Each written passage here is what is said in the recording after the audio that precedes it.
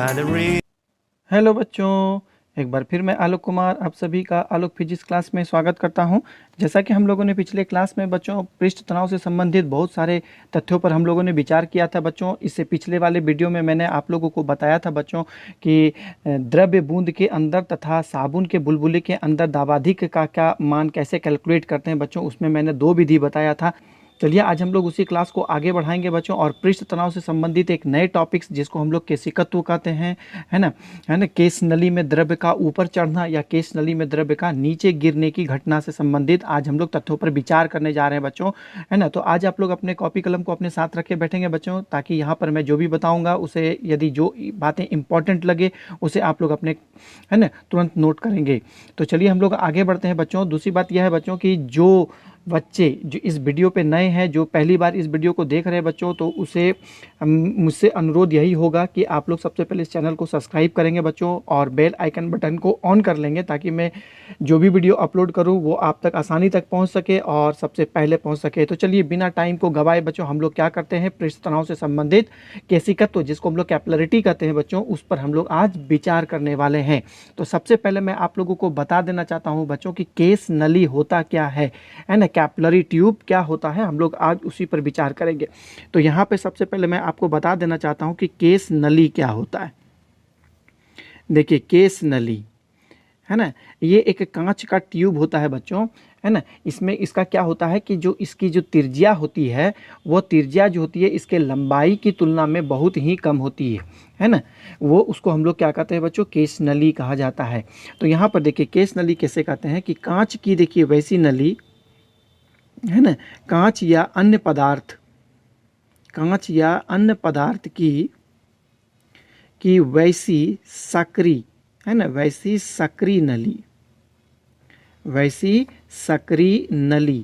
जिसका, है ना, जिसका त्रिज्या लंबाई की तुलना में, जिसका त्रिज्या जो होता है ना बच्चों, वो लंबाई की तुलना में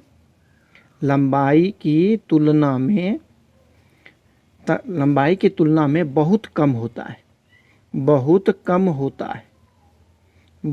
होता है। ऐसे नली को, है ना, ऐसे नली को केश नली कहा जाता है। ऐसे नली को हम लोग क्या कहते हैं बच्चों, केश नली कहते हैं। तो ये बात समझ में आ गया बच्चों कि ये बहुत ही पतली नली होती है बच्चों, बहुत ही पतली नली होती है ना। आप देखते हैं इसकी त्रिज्या जो होती है बच्चों, इसकी लंबाई के तुलना में बहुत ही कम होती है, उसको हम लोग केश नली कहते हैं। तो केश नली का उदाहरण जो है बच्चों आप लोगों को दैनिक जीवन में बहुत मिल जाएगा बच्चों। जैसे कि सबसे पहले कांच की ही एक नली ले लीजिए, एक लंबी नली होनी चाहिए, है ना, और उसकी लंबाई जो है इतना अधिक होना चाहिए कि उसकी त्रिज्या जो है लंबाई के सामने में नगण्य हो जाए या बहुत कम हो जाए, तो उसको हम लोग केश नली कहते हैं। और भी उदाहरण, जैसे आप रुई देखते हैं बच्चों, है ना, तो रुई में क्या होता है कि आप लोग देखे होंगे, ये रुई जो होती है उसके बीच में बहुत सारे छोटे छोटे छिद्र होते हैं, तो वो छिद्र जो होती है एक केश नली के समान काम करती है। आप मिट्टी देखे होंगे बच्चों, तो मिट्टी जो भुरभुरी मिट्टी होती है, तो 2 मिट्टी के बीचों में या मिट्टी के कणों के बीच में भी बहुत सारे छोटे छोटे छेद होते हैं, तो उस छिद्र को भी हम लोग केश नली के रूप में भी ले सकते हैं बच्चों, है ना। कपड़े में भी देखते होंगे बच्चों कि बहुत सारे छोटे छोटे छेद होते हैं, तो उस कपड़े को भी के छिद्र को भी हम लोग केश नली के रूप में हम लोग ले सकते हैं। तो आप लोग केश नली को आप लोग यहाँ पर देखे होंगे। दूसरी बात है बच्चों, केश नली अब होता क्या है, इससे संबंधित एक घटना होता है जिसको हम लोग केशिकत्व कहते हैं। तो देखिए यहाँ पर है ना, केशिकत्व क्या होता है, केशिकत्व हम लोग यहाँ पर देखेंगे। केशिकत्व जिसको हम लोग कहते हैं, कैपिलरिटी जिसको हम लोग कहते हैं बच्चों। तो देखिए केश नली में द्रव्य का, है ना, केश नली में द्रव्य का ऊपर चढ़ना, केश नली में द्रव्य का ऊपर चढ़ना या गिरना या उतरना भी जिसको हम लोग कहते हैं, ऊपर चढ़ना, हम गिरना को हम लोग दूसरे शब्दों में क्या कह सकते हैं, उतरना। केश नली में द्रव्य का ऊपर चढ़ना या गिरना, है ना, गिरना की घटना को, है ना, की घटना को केशिकत्व कहा जाता है, केशिकत्व कहा जाता है ना, केशिकत्व हम लोग कहते हैं। तो जनरली आप लोग देखे भी होंगे बच्चों ऐसी घटनाएं कि हम लोग जब आप लोग क्या करेंगे कि कांच की एक पतली नली लीजिए, उसको जल से भरे किसी पात्र में डाल दीजिए, तो देखिएगा क्या उस नली में द्रव्य ऊपर की ओर चढ़ जाते हैं, है ना। हम मान लेते हैं कि यहाँ पर एक पात्र है जिसमें द्रव्य जो है बच्चों भरा हुआ है। एक केस नली को हम लोग इसके अंदर डुबा देते हैं, तो हम लोग क्या देखते हैं जनरली कि इस केस नली में द्रव्य जो है ऊपर चढ़ जाता है ना। यदि ये जल है ना, यदि ये जल पानी है या फिर ऐसा द्रव्य है जो इस पदार्थ को या इस कांच को गीला कर सकता है या भिगा सकता है, तो वह द्रव्य जो होती है इस केस नली में ऊपर चढ़ जाती है। लेकिन वैसा द्रव्य जो इस कांच को गीला नहीं कर सकता है, वो क्या होगा द्रव्य, है ना, वो द्रव्य जो होगा बच्चों, मैं यहाँ पे फिगर बना के समझा देता हूँ कि वैसा आप लोगों को द्रव्य में देखे होंगे कि जो कांच को गीला नहीं करता है, जैसे कि पारा। यदि यहाँ पर हम लोग पारा भर देते हैं, है ना, तो ये क्या होता है कि इस केस नली में द्रव्य जो होती है, द्रव्य का जो सतह जो होता है बच्चा और भी नीचे चला जाता है, इसको कहते हैं गिरना, है ना। तो ऐसी घटना को हम लोग कहते हैं केशिकत्व कहते हैं। आप लोग जनरली देखिएगा बच्चों कि रुई को यदि आप लोग पानी में थोड़ा संपर्क या स्पर्श भी कराइएगा, तो रुई क्या करता है, पानी को अपनी ओर खींच लेता है ना, पानी ऊपर की ओर चढ़ जाता है। या फिर आप देखिएगा कि मिट्टी में यदि आप लोग कहीं किसी जगह पर यदि पानी देते हैं, तो वह पानी धीरे धीरे धीरे प्रसारित होकर के दूरी तक चला जाता है, तो वह केशिकत्व के कारण ही होता है।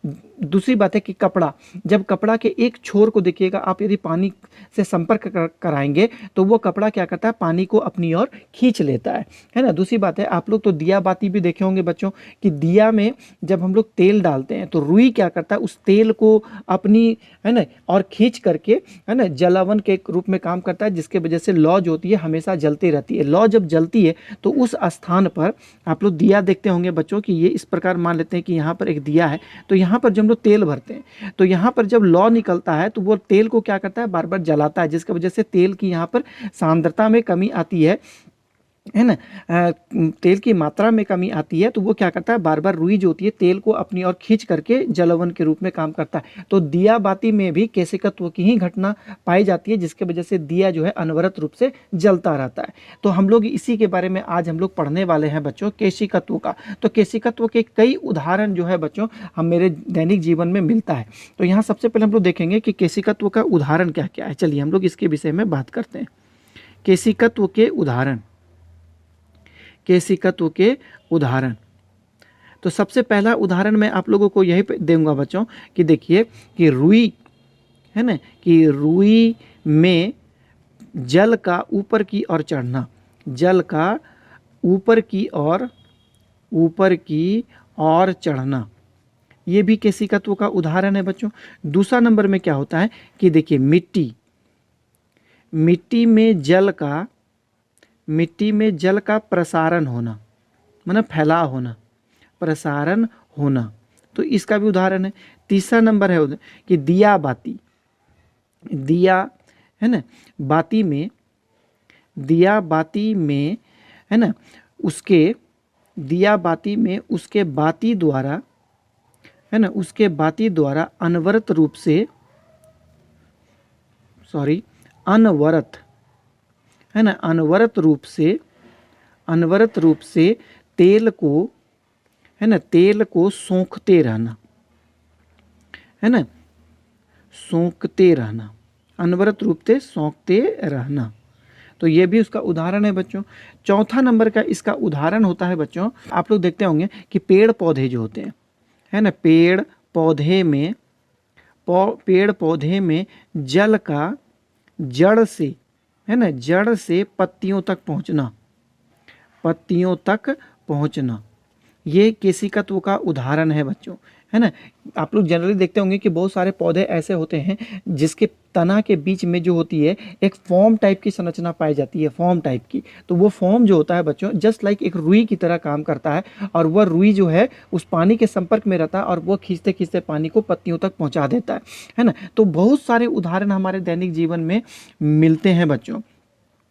तो चलिए हम लोग आगे बढ़ते हैं बच्चों, और हम लोग केशिकत्व का एक मैथमेटिकल कारण जानने का प्रयास करते हैं कि आखिर क्यों केश नली में द्रव्य ऊपर की ओर चढ़ जाती है। इसके विषय में हम लोग यहाँ पर आज कैलकुलेशन करने वाले हैं बच्चों। तो यहाँ पर देखिए केश नली में द्रव्य का चढ़ना, केश नली में द्रव्य का चढ़ना, है ना, केस नली में द्रव्य का चढ़ना। इसका आज हम लोग मैथमेटिकल कैलकुलेशन यहाँ पर करके समझने का प्रयास करेंगे। तो सबसे पहली बात है, हम लोग यहाँ पे एक फिगर की रचना करते हैं बच्चों, है ना, चित्र बनाते हैं। मान लेते हैं कि ये मेरा एक पात्र है बच्चों यहाँ पर, जिसमें जो होती है ऐसा द्रव्य भरा हुआ है ना, ऐसा द्रव्य इसमें भरा हुआ है जो कांच को गीला करता है। और केस नली जो हम लोग लेंगे वो कांच का है। मान लेते हैं कि यहाँ पर एक हम लोग केस नली यहाँ पर लेते हैं बच्चों, इतना मोटाई का, है ना। ये बहुत पतली केस नली है, लेकिन हम लोग फॉर द कन्वीनियंस, सुविधा के लिए इसको हम लोग चित्र में मोटी करके दिखाए हैं बच्चों, ताकि मेरे सारे फिगर जो है इसमें स्पष्ट रूप से बन सके। तो अब क्या होगा कि ये ऐसा द्रव्य यहाँ पर भरा गया है जो इस कांच को, नली को गीला कर सकता है, भिगो सकता है। तो इसमें क्या होगा कि पानी जो होती है, द्रव्य जो होती है, वो ऊपर की ओर चढ़ जाती है इस प्रकार। जब ऊपर की ओर चढ़ेगी तो मैंने आप लोगों को पहले भी बताया है कि द्रव्य का जो ऊपरी सतह होता है ना बच्चों, वो नवचंद्रक आकृति का होता है। यदि यहाँ पर मैंने पानी भरा है तो इस द्रव्य का ऊपर जो नवचंद्रक आकृति होगा वो कैसा होगा, अवतल आकृति का होगा। इसका मतलब है कि ऊपर में जो नवचंद्रक आकृति बन रहा है, देखिए वो अवतल आकृति का अर्धगोलाकार बनेगा आकृति, आप इस प्रकार देख पा रहे हैं, है ना। तो इसको हम लोग एक अर्धगोला बना देते हैं बच्चों, इस तरह के ऊपर में, है ना, अर्ध गोलाकार नवचंद्रक की आकृति होगी। पानी का ऊपरी सतह जो होता है वो अवतल आकृति का बन जाएगा, नवचंद्रक आकृति का निर्माण करेगा। तो हम लोग इसको मान लेते हैं बच्चों कि ये जो आप लोग देख रहे हैं कि जो बेलन है उसकी त्रिज्या कितनी है, r है ना। तो हम यहाँ पर क्या लिखते हैं, देखिए माना देखिए जल से भरे, है ना, माना जल से भरे पात्र के अंदर जल से भरे पात्र के अंदर आर त्रिज्या, है ना, आर त्रिज्या का एक केस नली लेते हैं, आर त्रिज्या का एक केस नली लेते हैं, आर त्रिज्या का एक केस नली लेते हैं, जिसमें केशिकत्व के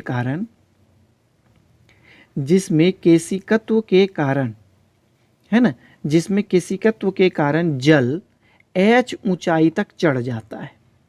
केशिकत्व के कारण जल h ऊंचाई तक चढ़ जाता है ना, h ऊंचाई तक चढ़ जाता है। केशिकत्व के कारण इसमें जल जो है बच्चों h ऊंचाई तक चढ़ जाता है। हम लोग यहाँ पर क्या मानेंगे बच्चों कि इसमें जल जो है, देखिए यहाँ तक h ऊंचाई तक इसमें चढ़ गया है ना। यहाँ तक तो नवचंद्रक आकृति है, इसमें h ऊंचाई तक जल जो है बच्चों चढ़ गया है। तो अब आप लोग एक बात समझने का प्रयास करिए कि जो नवचंद्रक आकृति बनेगा, यही जो है जल का ऊपरी सतह होगा। जो केशिकत्व बनेगा वही जल का ऊपरी सतह होगा बच्चों। तो ऊपरी सतह है तो इसमें पृष्ठ तनाव काम करेगा, क्योंकि हम लोग जानते हैं कि जल की ऊपरी सतह पर पृष्ठ तनाव काम करता है। तो जल की ऊपरी सतह पर पृष्ठ तनाव काम करेगा, तो पृष्ठ तनाव की दिशा क्या होगी। तो आप लोग देखिए कि यहाँ पर जल और ग्लास के बीच में जो कांटेक्ट जो पॉइंट है ना, अर्थात संपर्क बिंदु है, कांच और जल के स्पर्श बिंदु पर खींचा गया स्पर्श रेखा की दिशा में क्या काम करेगा, पृष्ठ तनाव काम करेगा। यहाँ पर भी कांटेक्ट पॉइंट है, यहाँ पर भी कांटेक्ट पॉइंट है, इसलिए इस दिशा में मेरा क्या काम करेगा बच्चों, पृष्ठ तनाव काम करेगा। तो इधर यदि पृष्ठ तनाव काम करेगा तो इसके ठीक विपरीत दिशा में एक प्रतिक्रिया बल मेरा R लगेगा। क्या लगेगा, प्रतिक्रिया बल R लगेगा।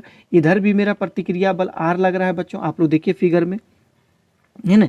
ये प्रतिक्रिया बल किसके बराबर होगा, ये प्रतिक्रिया बल पृष्ठ तनाव के बराबर होगा, इस प्रकार, है ना।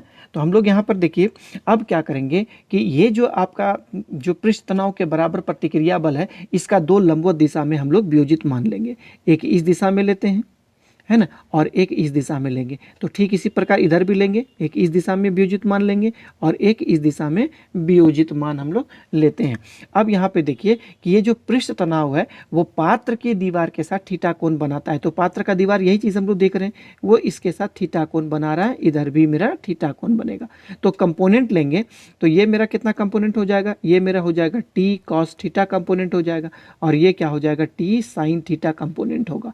यहाँ पर भी हम लोग ले लेंगे, ये टी कॉस थीटा कंपोनेंट होगा और इस साइड जो होगा वो टी साइन थीटा कंपोनेंट होगा। इसका मतलब क्या हो गया कि कि पात्र जो कैसा होता है बच्चों, आप लोग जानते हैं कि पात्र जो होता है, पात्र का ऊपरी सतह जो है वृत्त के आकार का है, इस प्रकार है, पात्र का ऊपरी सतह जो है वृत्ताकार है।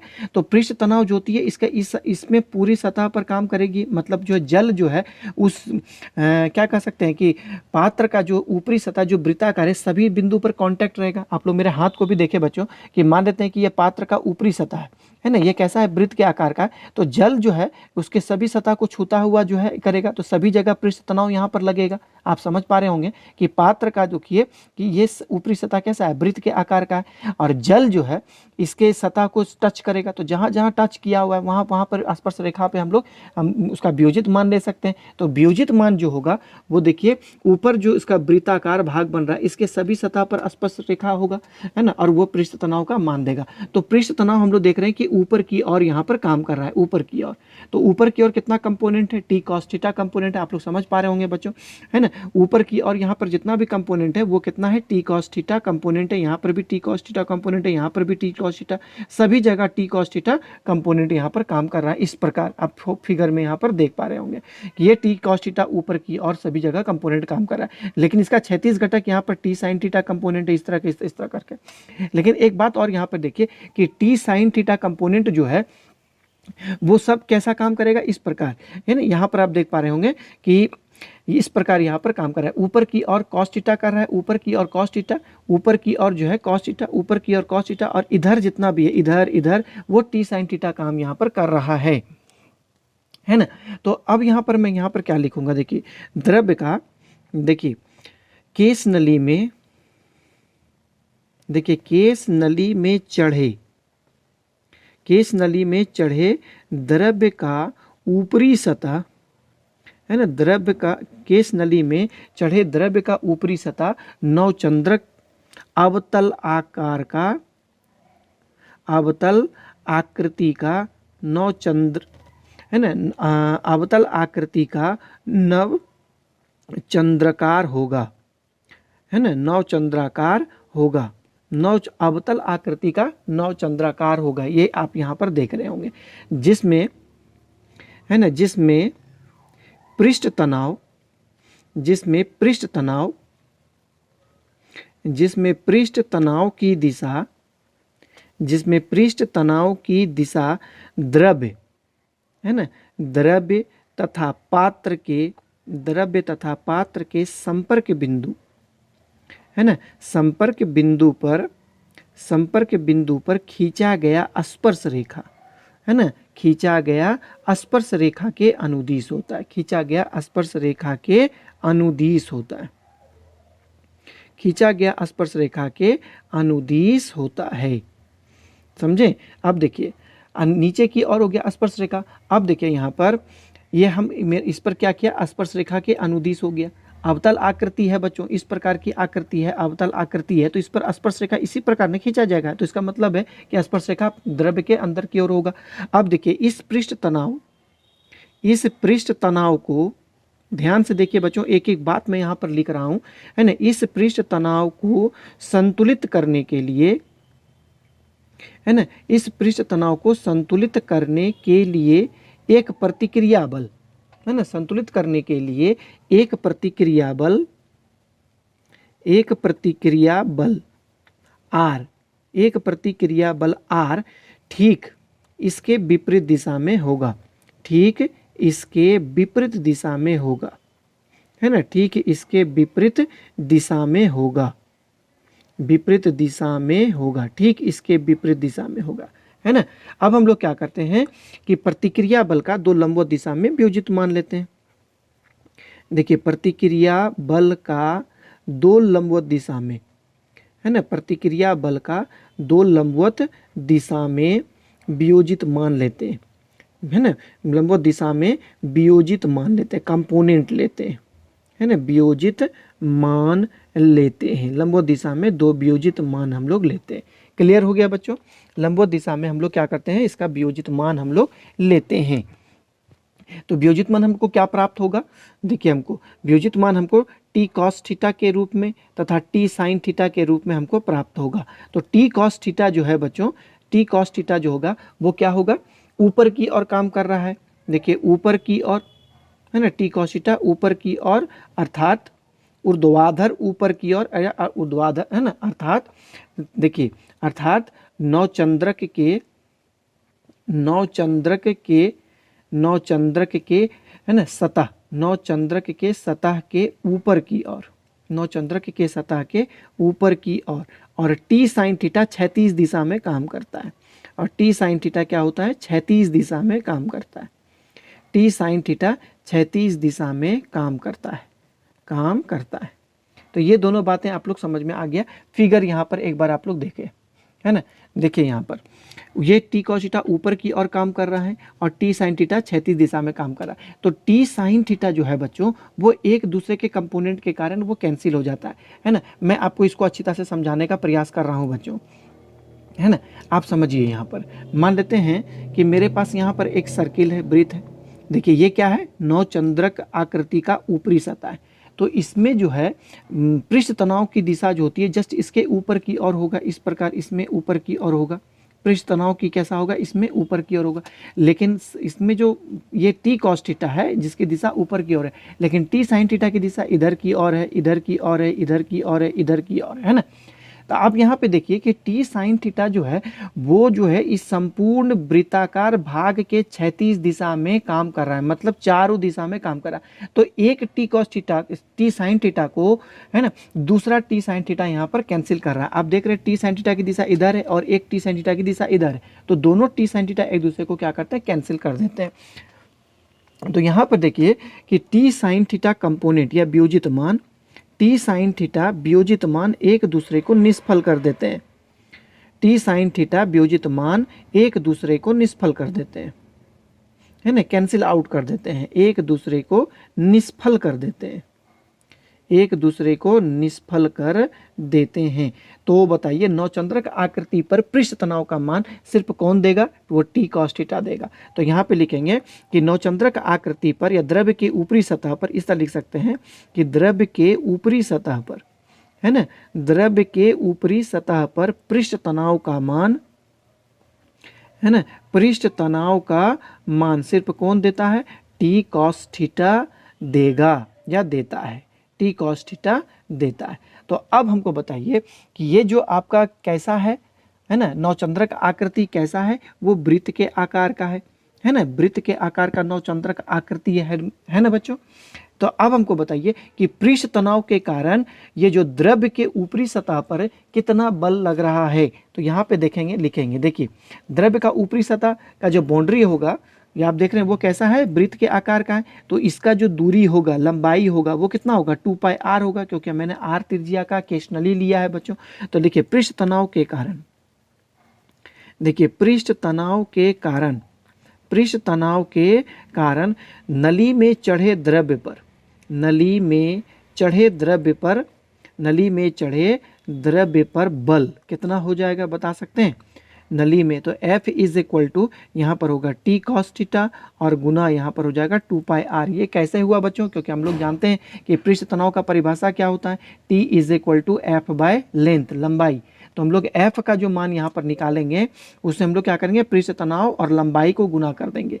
तो यहाँ पर भी ने लिया है कि द्रव्य के ऊपरी सतह पर पृष्ठ तनाव का मान कितना है, टी कॉस थीटा, और वो जो वृत्त है उसकी पूरी बाउंड्री की लंबाई कितनी है, तो 2πr। जब मैंने दोनों को गुना किया तो द्रव्य नली में जो चढ़ा है उस पर लगने वाला बल का मान देगा, है ना, देगा। तो चलिए हम लोग एक बात यहाँ पर और समझते हैं कि नली में मान लेते हैं कि द्रव्य यदि चढ़ रहा है, नली में द्रव्य यदि चढ़ रहा है तो कितनी ऊंचाई तक द्रव्य चढ़ेगा बच्चों, है ना। इसका मतलब ये नहीं कि द्रव्य, नली में द्रव्य अनवरत रूप से ऊपर चढ़ता जाएगा और लास्ट में वो नली से बाहर की ओर गिर जाएगा। क्या ऐसी घटनाएं होती है, नहीं, ऐसी घटनाएं नहीं होती है। नली में द्रव्य की कुछ निश्चित मात्रा ही चढ़ती है। नली में द्रव्य कब तक चढ़ता है, जब तक नली में पृष्ठ तनाव के कारण जो ऊपरी सतह पर बल लग रहा है वह बल नली में चढ़े द्रव्य के भार को संतुलित न कर दे।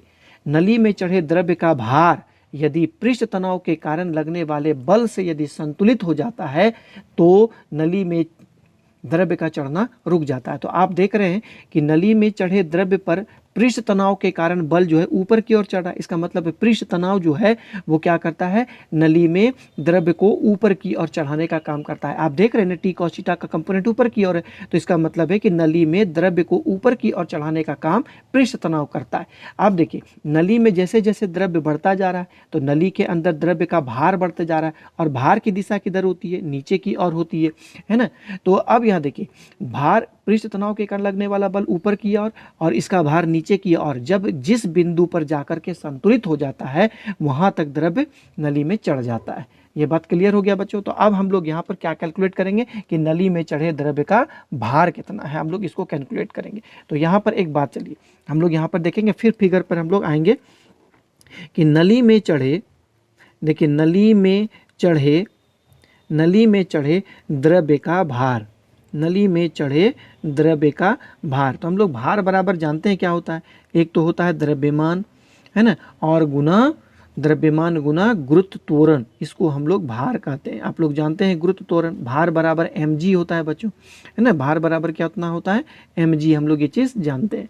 तो नली में चढ़े द्रव्य का द्रव्यमान हम लोग कैसे ज्ञात करेंगे, तो द्रव्यमान हम लोग कैसे ज्ञात करेंगे बच्चों, आप लोग जानते हैं द्रव्यमान क्या होता है, आयतन गुना घनत्व। आप लोगों को कई बार मैंने बता चुका हूँ बच्चों कि द्रव्यमान गुना घनत्व जो होता है इसको हम लोग द्रव्यमान कहते हैं, और गुरुत्व त्वरण को हम लोग g से इंडिकेट करते हैं।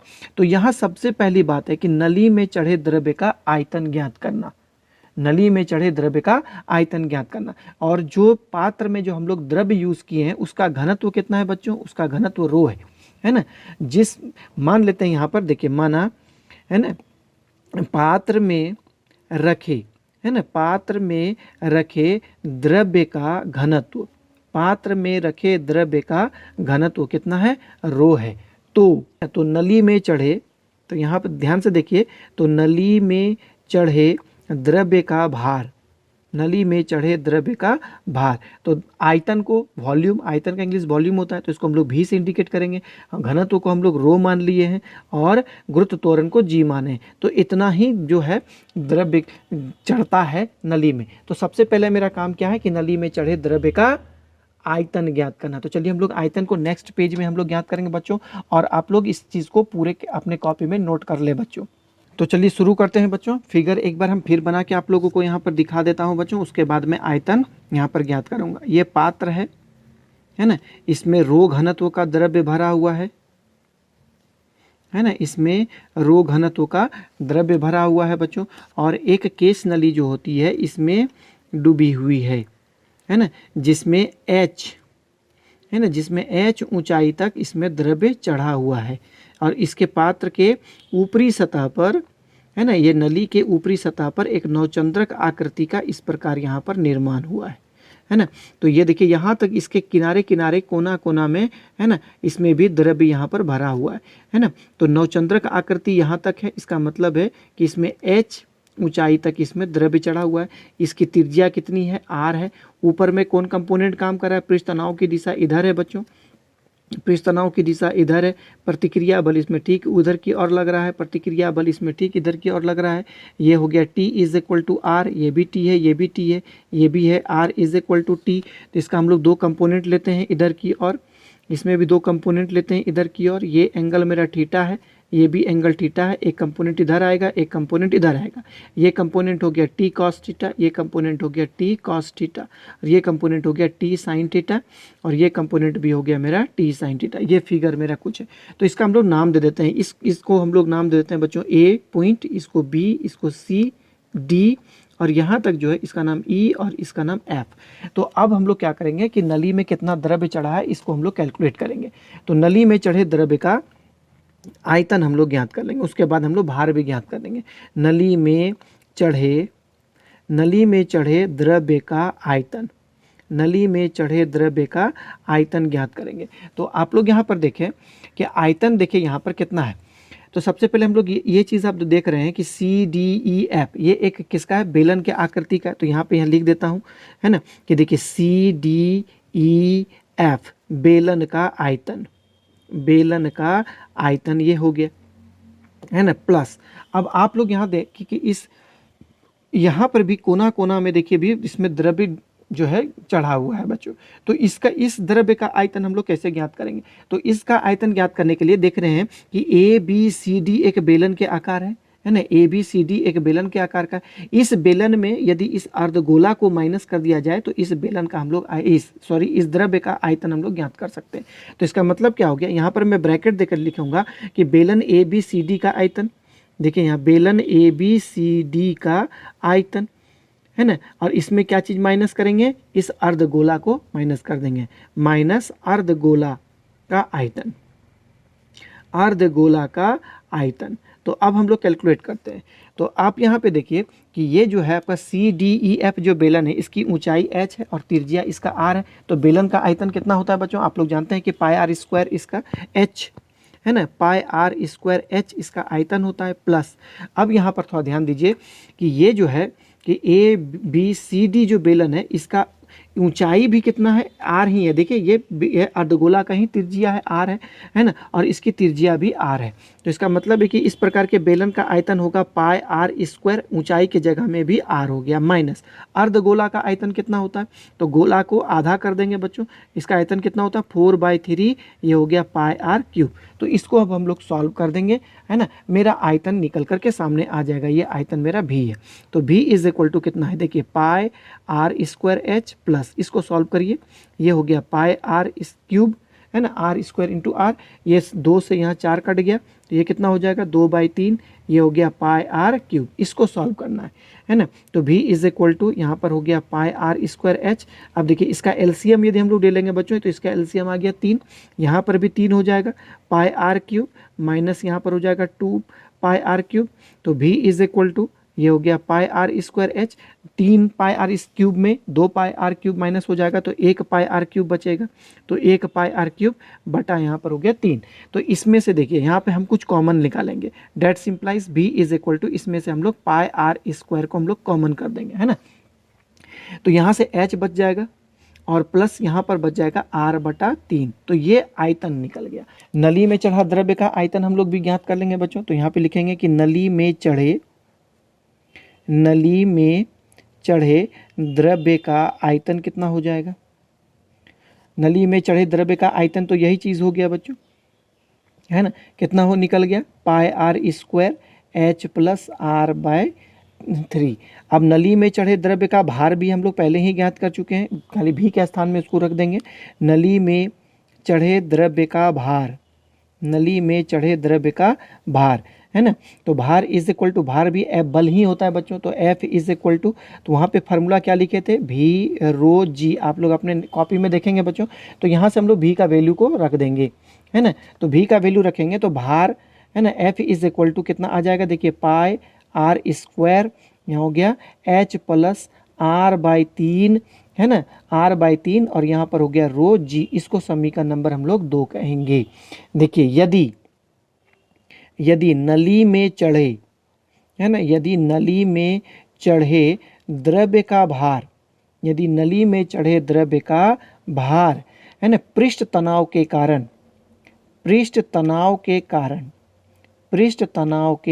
कारण लगने वाले बल, पृष्ठ तनाव के कारण लगने वाले बल से संतुलित हो जाता है, बल से संतुलित हो जाता है, बल से संतुलित हो जाता है। तो द्रव्य है ना, तो द्रव्य नली में चढ़ना, तो द्रव्य नली में चढ़ना रुक जाता है ना, नली में चढ़ना रुक जाता है, तो द्रव्य नली में चढ़ना रुक जाता है बच्चों। तो ये बात समझ में आया। इस स्थिति में क्या हो जाएगा, समीकरण 1 बराबर क्या हो जाएगा समीकरण 2। तो पृष्ठ तनाव के कारण जो बल था उसको मैंने आप लोगों का कैलकुलेट कर चुका हूँ बच्चों। तो पृष्ठ तनाव के कारण बल क्या है, देखिए तो t cos theta into 2 pi R मैंने पहले ही ज्ञात कर चुका हूँ। और भार क्या है इसका, यहाँ पर है भार, देखिए पाई आर स्क्वायर, ये हो गया r है ना बटा 3। तो इसमें क्या क्या कैंसिल हो रहा है, देखिए पाई पाई कैंसिल हो गया, एक r यहाँ से एक r यहाँ से भी कैंसिल हो गया बच्चों।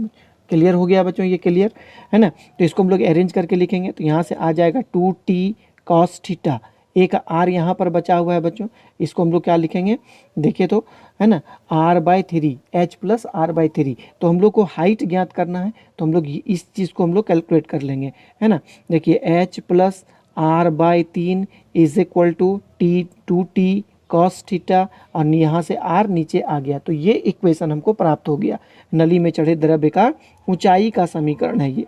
लेकिन एक बात समझिए कि मैंने यहाँ पर जो है केस नली का यूज़ किया है। किस नली का यूज़ किया है बच्चों? केस नली का। और केस नली की जो त्रिज्या होती है वो ऊंचाई की तुलना में नगण्य होती है, बहुत कम होती है ना। और देखिए त्रिज्या तो बहुत अल्प है और उसका भी 1/3 है, तो समझिए कि r/3 जो है वो टर्म कितना छोटा टर्म होगा, वो h की तुलना में एकदम नेगलेक्ट हो जाएगा।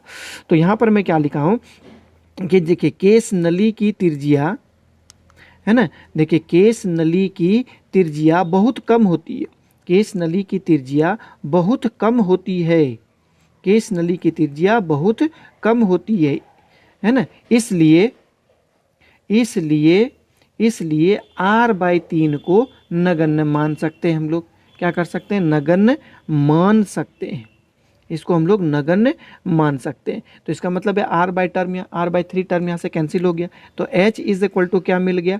यहाँ से मिल गया हमको 2t cos θ/r। ये इक्वेशन जो है वो जनरल इक्वेशन हो गया, केस नली में चढ़े द्रव्य की ऊंचाई का समीकरण है। ये किसका समीकरण है? तो यहाँ पे मैं लिख देता हूँ कि केस नली में चढ़े द्रव्य की ऊंचाई, केस नली में चढ़े द्रव्य की ऊंचाई का समीकरण है, केस नली में चढ़े द्रव्य के ऊंचाई का समीकरण है। तो ये इक्वेशन आप लोग को मिल गया। तो लेकिन यहाँ पर एक दो शर्त संभव है बच्चों, आप लोगों का एग्जाम में यदि आता है बच्चों इस प्रकार का क्वेश्चन कि केस नली में चढ़े द्रव्य की ऊंचाई के लिए व्यंजक या एक्सप्रेशन ज्ञात करें, तो इतना दूर तक आप लोग ज्ञात कर सकते हैं। लेकिन आप लोगों को बेसिक पर्पस के हिसाब से मैं बता देता हूँ कि कैसा कंडीशन है जिसमें द्रव्य ऊपर की ओर चढ़ता है या फिर द्रव्य नीचे की ओर चला जाता है। तो मैं आप लोगों को 2 कंडीशन बताऊंगा। तो यहाँ थोड़ा सा ध्यान देखिएगा बच्चों, है ना, यहाँ पर थोड़ा सा ध्यान दीजिएगा कि 2 शर्त संभव है। कितने शर्त संभव है? तो 2 शर्त संभव है, 2 शर्त संभव है। तो यहाँ पे थोड़ा ध्यान दीजिएगा। पहला नंबर का केस में यदि देखिए, यदि थीटा का मान, थोड़ा सा ध्यान दीजिएगा क्योंकि इंपॉर्टेंट बात है, यदि यहाँ थीटा का मान न्यून कोण हो, यदि थीटा का मान न्यून कोण हो, मतलब यदि थीटा जो है बच्चों वो 90 डिग्री से छोटा होता है। और थीटा क्या है बच्चों? आप लोग यहाँ पे देख रहे हैं कि ऊपर नवचंद्रक आकृति का निर्माण हुआ था बच्चों इस प्रकार, है ना, और ये एंगल है यहाँ पर थीटा। तो ये स्पर्श कोण का है, ये थीटा क्या है यहाँ पर? स्पर्श कोण है ना। ये क्या थीटा? स्पर्श कोण है। आप लोग देख पा रहे होंगे ये नली का दीवार है और ये नवचंद्रक आकृति है। नवचंद्रक आकृति पर खींचा गया स्पर्श रेखा नली के दीवार के साथ जो कोण बना रहा है ना, उसको हम लोग क्या कहते हैं? स्पर्श कोण। ये स्पर्श कोण का मान 90 डिग्री से छोटा है ना, स्पर्श कोण का मान 90 डिग्री से छोटा है। इसका मतलब हो गया कि ये न्यून कोण है। और देखिए जब भी cos थीटा न्यून कोण की अवस्था में cos थीटा का मैक्सिमम वैल्यू बच्चों 1 होता है। आप लोग ये बात जानते हैं, है ना, जिसका मान कितना होता है? 1 होता है, वो 0 डिग्री पर देता है। लेकिन cos थीटा का मान जैसे जैसे बड़ा होते जाता है cos थीटा का मान घटता जाता है। देखिए cos थीटा का मान जैसे ही 90 डिग्री को पार करता है तो उसका मान नेगेटिव होता जाता है और कम होता जाता है ना। ये बात समझ में आ गया होगा बच्चों। इसीलिए यदि cos थीटा का वैल्यू यदि यहाँ पे न्यून थीटा का वैल्यू यदि यहाँ न्यून कोण है ना, तो cos theta is equal to क्या हो जाएगा? पॉजिटिव होगा मेरा, क्योंकि ये 90 डिग्री से छोटा है। तो ये जब पॉजिटिव होगा तो h का समीकरण, ऊपर के समीकरण से जो h का वैल्यू है बच्चों ये भी क्या होगा? पॉजिटिव होगा। तो ये न्यून कोण किस अवस्था में है बच्चों? वैसा द्रव्य स्पर्श कोण का मान 90 डिग्री से कम कब होगा? कि वैसा द्रव्य के लिए जो क्या करता है?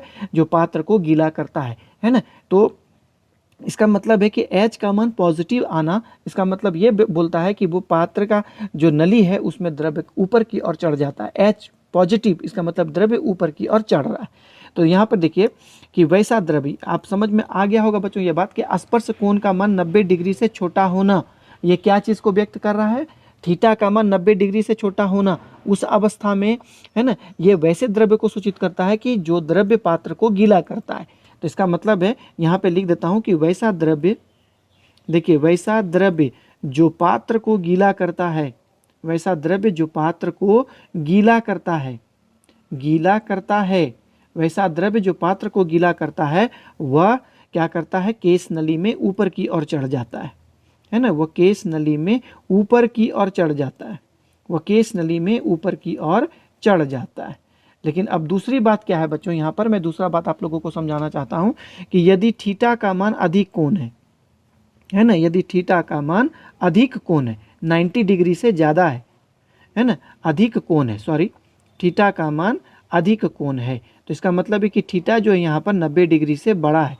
यदि ये 90 डिग्री से बड़ा है तो ये वैसे द्रव्य को व्यक्त कर रहा है बच्चों, है ना, जो कि पात्र को गीला नहीं करता है, और उसकी क्या बोलते हैं, नवचंद्र का आकृति कैसी होती है ना, उत्तल होती है। तो आप लोग यहाँ पर देख पा रहे हैं कि उत्तल आकृति क्या करता है, इस प्रकार बनाता है, और ये 90 डिग्री से ज़्यादा होता है। तो वैसे द्रव्य, है ना, जो पात्र को गीला नहीं करता है, उसका नवचंद्रक की आकृति कैसी होती है, उत्तल होती है, और नवचंद्रक आकृति यदि उत्तल है तो वैसी द्रव्य के लिए स्पर्श कोण का मान 90 डिग्री से ज़्यादा होता है। तो अब यहाँ पर देखिए 90 डिग्री से ज़्यादा है, तो इसका मतलब है कि कॉस थीटा का वैल्यू क्या हो जाएगा बच्चों, नेगेटिव। तो ऊपर के समीकरण से, इस समीकरण से हम लोग जानते हैं कि h का वैल्यू क्या हो जाएगा, नेगेटिव। तो इसका मतलब क्या हो गया कि वैसे द्रव्य जो पात्र को गीला नहीं करते हैं वो क्या करते हैं, केश नली में नीचे उतर जाते हैं, है ना, नेगेटिव साइन यही व्यक्त कर रहा है। तो यहाँ पर देखिए कि वैसा द्रव्य, देखिए वैसा द्रव्य जो पात्र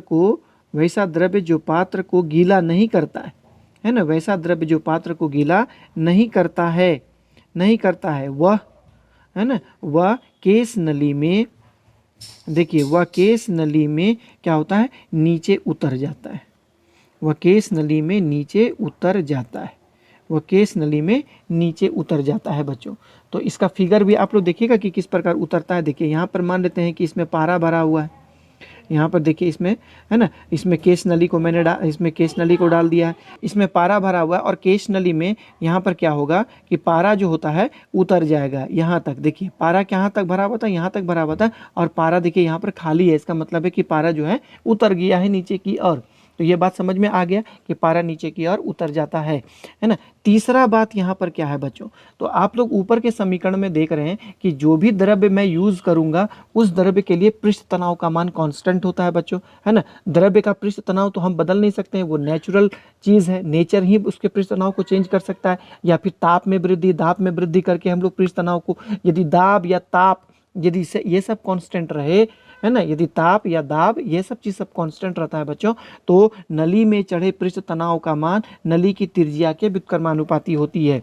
आप ये बात याद रखिएगा कि देखिए समीकरण से हम लोग क्या पाते हैं, समीकरण से टी यदि कांस्टेंट हो, टी क्या होगा, कांस्टेंट होगा। ये कांस्टेंट कब होगा, जब टेम्परेचर, प्रेशर ये सब कांस्टेंट होगा, तब टी कांस्टेंट होगा। तो इसका मतलब है at a constant temperature and pressure, निश्चित ताप और दाब पर यदि पृष्ठ तनाव नियत है तो नली में चढ़े द्रव्य नली की त्रिज्या के व्युत्क्रमानुपाती होता है।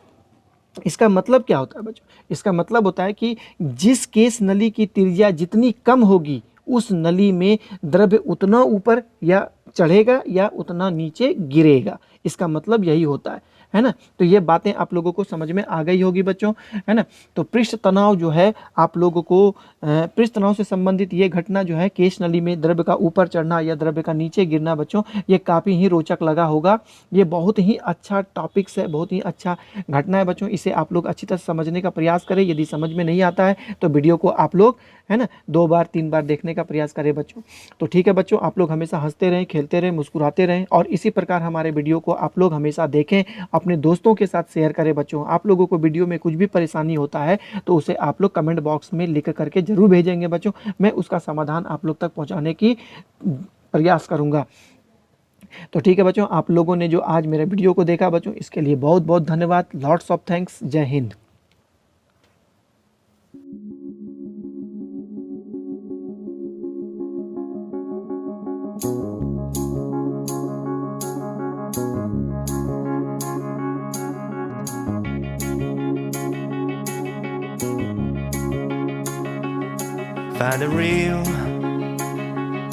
Find the real me.